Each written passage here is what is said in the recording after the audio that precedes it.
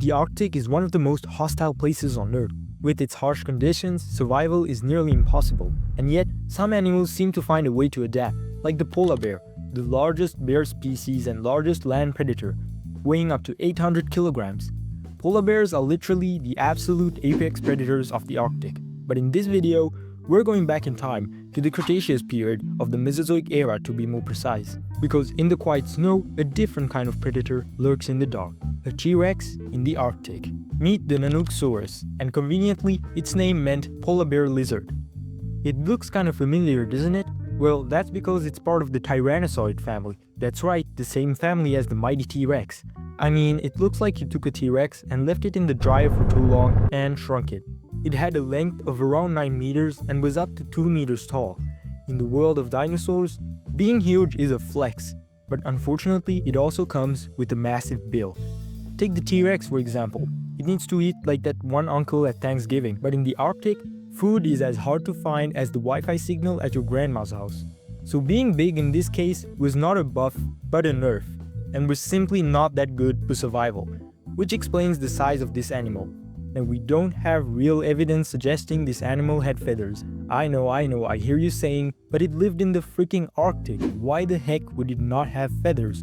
Well, if we take a look at another tyrannosaurid, the Eutyrannus, we can see it had quite a lot of feathers on its body. So it's probably safe to assume that our boy Nanuqsaurus had some as well, providing a little bit of insulation to keep it warm in the snow. But still, how the heck did this dino survive in the Arctic?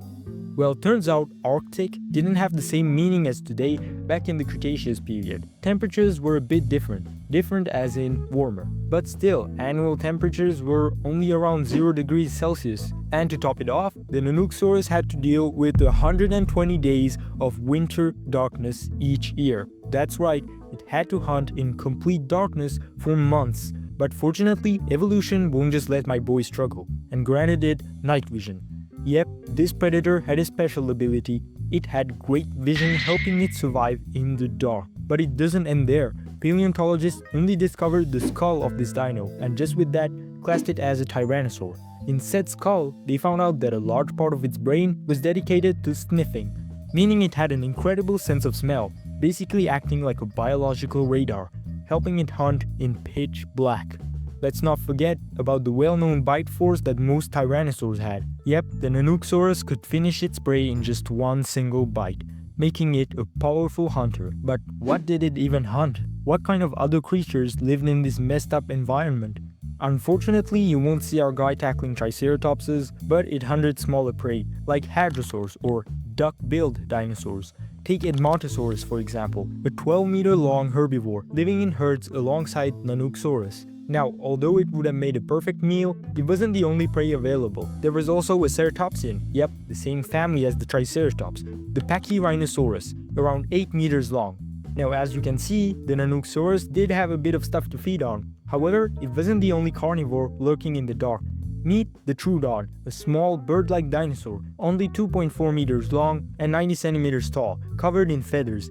It was actually kinda cute.